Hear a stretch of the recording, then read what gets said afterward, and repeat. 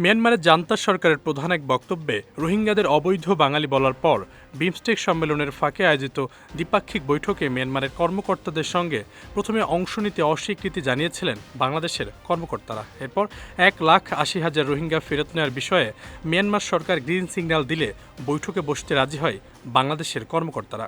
সম্মেলন শেষে দেশে ফিরে নিজের ফেসবুক ওয়াল এক পোস্টে এসব কথা জানান প্রধান উপদেষ্টার উপপ্রেস সচিব আজাদ মজুমদার।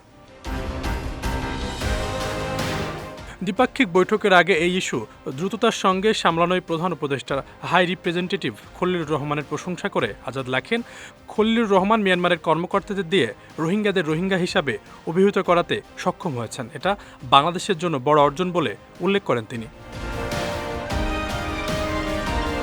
বিমস্টেক সম্মেলনে দেয়া বক্তব্যে প্রধান উপদেষ্টা ডক্টর মোহাম্মদ ইউনুস রোহিঙ্গাদের বাস্তুচ্যুতি বন্ধে মিয়ানমারের রাখাইন রাজ্যে একটি মানবিক করিডোর স্থাপনের আহ্বান জানান। এই খবরে বাংলাদেশ ও জন্মভূমি থেকে বিতাড়িত হয়ে বাংলাদেশে অবস্থান করা রোহিঙ্গারা যখন আশায় বুক বাঁধছিল, ঠিক তখনই হতাশার কথা জানালেন প্রধান উপদেষ্টার প্রেস সচিব শফিকুল আলম।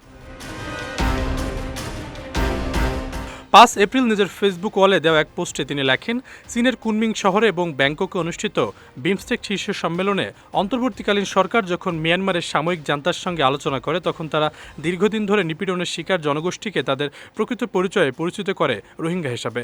জান্তার কর্মকর্তারা শেষমেশ এই পরিচয় স্বীকার করতে বাধ্য হন। আমাদের সঙ্গে বৈঠকে তারা রোহিঙ্গা শব্দটি ব্যবহার করতে শুরু করেন। রোহিঙ্গাদের নিজ দেশে প্রত্যাবর্তনের বিষয়ে প্রেস সচিব লেখেন, আমরা নিশ্চিতভাবে বলতে পারছি না যে আগামী বছরের মধ্যে রোহিঙ্গাদের তাদের জন্মভূমিতে ফেরত পাঠানো সম্ভব হবে। বিশেষ করে রাখাইনে আরকান আর্মির দখল প্রক্রিয়ার ফলে পরিস্থিতি আরও জটিল হয়ে উঠেছে। তবে গত কয়েকদিন ধরে যেটা দেখছি তা আমাদের নেতৃত্ব এবং শীর্ষ পর্যায়ের কূটনীতিকদের এক সাহসী দৃঢ় অবস্থান।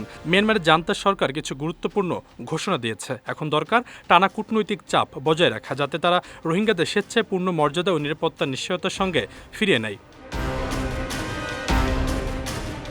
বিমস্টেক সম্মেলনে রোহিঙ্গাদের জন্মস্থানে ফেরত পাঠানোর বিষয়ে মিয়ানমারের সরকারের সঙ্গে আলোচনা ফলপ্রসূ হয়েছে এমন খবর প্রকাশিত হলেও পরবর্তীতে হতাশার কথা জানালেন প্রধান উপদেষ্টার প্রেস সচিব।